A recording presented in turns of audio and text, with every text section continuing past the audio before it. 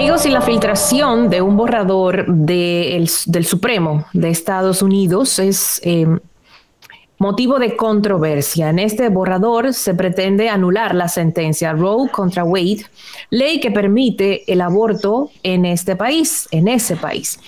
Esto ha desatado una gran polémica a nivel nacional dentro de los Estados Unidos, pero siendo el país de más arraigo y poder en Occidente, las implicaciones de este tema tienen que ser analizadas y lo vamos a hacer. Para analizar este tema, nos complace entrevistar a la jurista litigante en Estados Unidos y en República Dominicana y además activista social Alexandra Sweat. Alexandra, bienvenida. Qué gusto tenerte aquí en Esto No Tiene Nombre.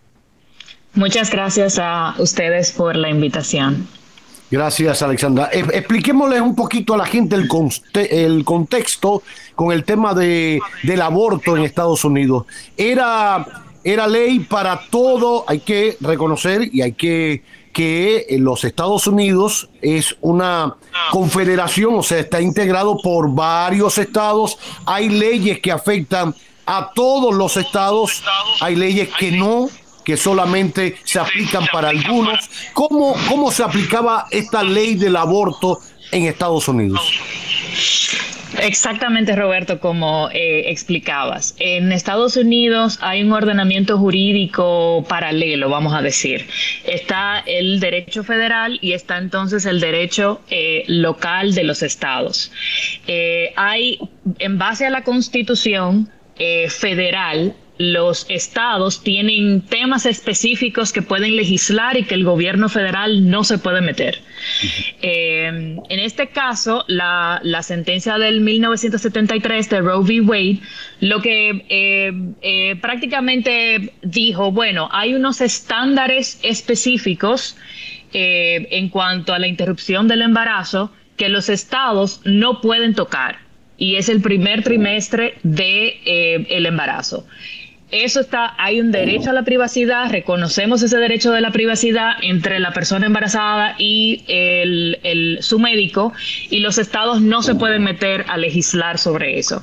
Entonces, o sea, para explicarle un poquito a la gente, la ley federal plantea que hasta los 3 meses una mujer puede, por ciertas condiciones, interrumpirse el embarazo de mutuo acuerdo con su médico, y es una decisión privada, personal, familiar, hasta los 3 meses. Si tiene 3 meses y 3 días, no se puede interrumpir el embarazo. Exacto. Bueno, lo que la sentencia de Roe v. Wade del 73 dice es, luego de esos 3 meses, a los 3 meses y 1 día, los estados pueden legislar como quieran. Hay estados que lo prohíben completamente después de los 3 meses, y hay estados que tienen causales, como lo que se está discutiendo en República Dominicana ahora. Ahora mismo, entonces, esta sentencia no ha tenido, es un borrador, como decía Miralba, que se filtró y no tiene ninguna consecuencia legal. Todo legalmente queda igual ahora mismo. O sea, Alexandra, para seguir explicándole a la gente, hasta ahora está vigente la ley del 1973 que plantea la interrupción del embarazo tal y como Alexandra lo ha explicado. Hasta los 3 meses, cualquier mujer, madre, puede interrumpirse el embarazo. Después de los 3 meses, en ciertos estados se prohíbe a cal y canto, y hay otros que plantean, bueno, después de los 3 meses, si hay una serie de causales que las tienen bien establecidas. Hasta ahí todo sigue vigente hasta ahora. ¿Qué fue lo que trascendió? ¿Qué borrador fue el que trascendió? Entonces, ¿qué pasó? Que el año pasado el estado de Mississippi promulgó una ley estatal en la que se restringe el aborto durante ese primer trimestre. Obviamente esto es en violación a esa sentencia del 73. Esa ley entonces se ha llevado a la Suprema para que se declare inconstitucional. Ese caso está todavía pendiente en la Corte, y lo que se ha filtrado esta semana es el borrador de la sentencia que resuelve ese caso.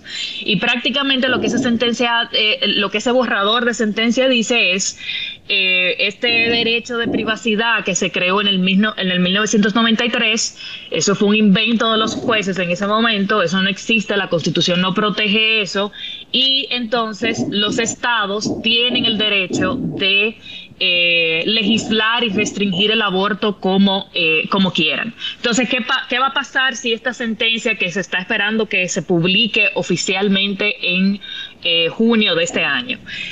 Hay algunos estados de Estados Unidos que van a restringir el aborto completamente desde la concepción, y ahí se proyecta que hay algunos... Cualquier circunstancia.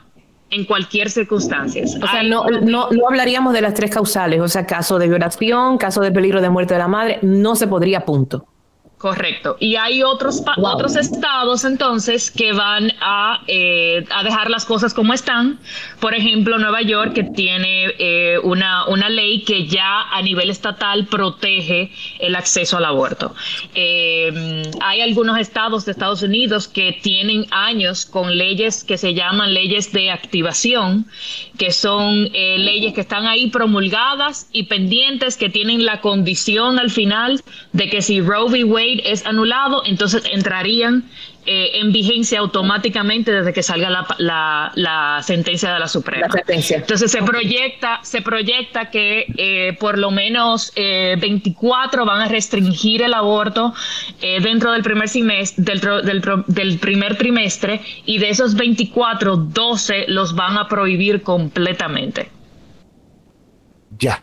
Bueno, eso implicaría, un cambio en la mentalidad de los Estados Unidos. Desde hace algún tiempo se habla de un espíritu mucho más conservador en los Estados Unidos. Lo hemos visto en la época de Trump, de los republicanos, en el caso de Donald Trump, etcétera. Y eso, ¿qué conllevaría, por ejemplo, Alexandra, que mucha gente que quisiera abortar o interrumpir el embarazo por X o por Y, por causales o porque le da su gana, tendría que ir a un estado que se lo permitiera?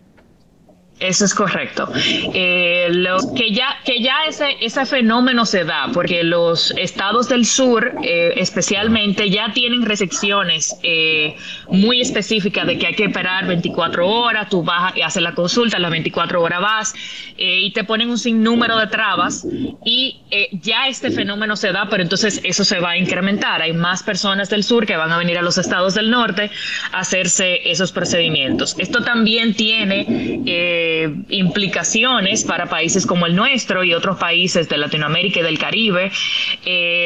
Ustedes saben que hay muchísimas personas en República Dominicana, sobre todo clase media, clase alta, que tiene seguros médicos internacionales, que cuando tienen algún problema con el embarazo, sobre todo cuando hay un embarazo inviable, vienen a Estados Unidos, sobre todo a la Florida, Miami, a recibir esa atención médica. Ya eso no se podrá hacer. Van a tener que venir a otros estados, cambiar de doctores, etcétera, etcétera. O sea, porque el estado de la Florida sería uno de los estados que estaría variando su ley estatal.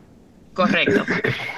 Ya. Correcto. Entonces, esto también tiene muchas implicaciones, sobre todo en las mujeres que no tienen poder adquisitivo, porque ¿quién puede viajar de Mississippi a Nueva York a hacerse un aborto, verdad? Claro. Pero es lo que sucedería en algunos casos, ¿verdad?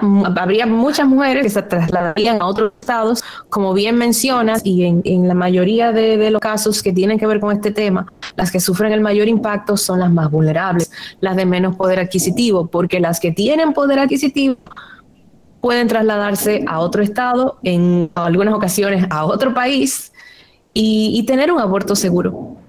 Exactamente. Entonces simplemente vamos aquí entonces estamos volviendo a lo que vemos en República Dominicana, un sinnúmero de abortos clandestinos, donde obviamente las mujeres son muy vulnerables, muchas mujeres que mueren a causa de estos abortos clandestinos.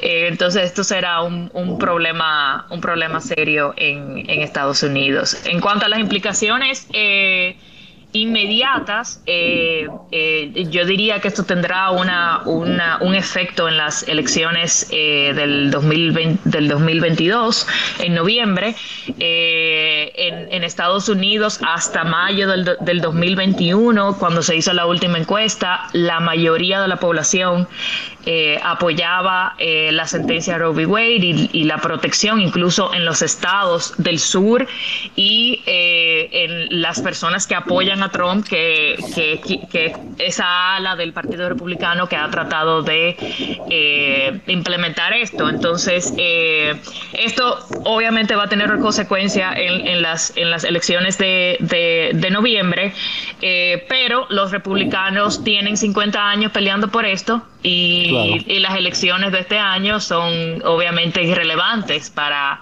esta lucha que ellos han estado peleando desde hace 50 años. Claro, hay que ver, es parte de la dinámica social, es también un llamado a los que se acomodaron porque ya existía esa ley y que pensaron que ya eso estaba resuelto y que ya era un fallo de la Suprema Corte de Justicia en los Estados Unidos y ya eso no tenía más complicaciones. Pues mire que sí, pero la gente al final socialmente le va buscando una solución. Lo preocupante es, como bien decías, que aumente el nivel de abortos clandestinos. Claro. Nuestros, o sea, de gente nuestra que viaje allá y aún lo haga en unas condiciones físicas, no aquí como en un almacén o una cosa como se lo hacen en muchas ocasiones, o a veces en algunas clínicas que se tapan los ojos y todo y lo hacen allí, pero allá de todas formas lo están haciendo ilegal. Entonces, si una persona emigra o viaja con visa de turista o como fuere, para practicarse una interrupción en Estados Unidos, en un estado donde no lo permita ahora, entonces hay una situación peor. Y entonces claro, es bueno que las personas se documenten antes de dar cualquier paso. Hablo sobre todo para las madres o las mujeres dominicanas y la familia en general, porque son decisiones que se toman en familia. Para la comunidad de Estados Unidos, bueno, pasa como el resto de otras decisiones que no son comunes para todos los estados. El matrimonio igualitario o de personas del mismo sexo no es común en todos los estados de la Unión Americana. Y claro, cuando usted ve la proporción de cuántos homosexuales o lesbianas se casan versus la cantidad de personas que se interrumpen el embarazo, es mucho mayor la de la interrupción. Los gays, las lesbianas podrán viajar a otro estado, hacer la formalización de su matrimonio y regresar para el otro lado, pero en el caso de la interrupción de un matrimonio que implica un seguimiento médico y otros costos, no es lo mismo. Claro. No es lo mismo. Pero claro, nada, en cuanto a eso, Roberto, quiero agregar que también hay otras implicaciones legales en cuanto a esta sentencia, porque el lenguaje que usa esa sentencia es prácticamente diciendo que que prácticamente esto se creó de la nada y que la Constitución no lo dice.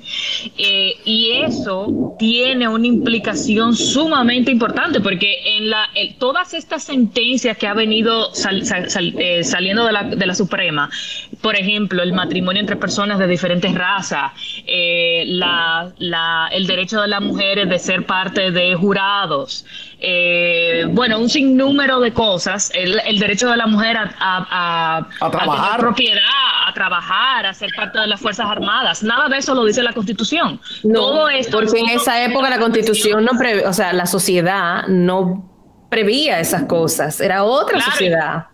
Claro, y todo esto han sido interpretaciones de esos principios constitucionales. Entonces, si la Corte Suprema ahora está diciendo, bueno, la Constitución no lo dice, no podemos crear ese derecho, hay un sinnúmero de sentencias que protegen un sinnúmero de derechos que tampoco la Constitución lo dice, incluyendo, Roberto, el derecho al matrimonio igualitario, que también hay una sentencia de la Suprema. Entonces, lo que se proyecta es que esta ola va a seguir por ese camino. empezando por el matrimonio igualitario.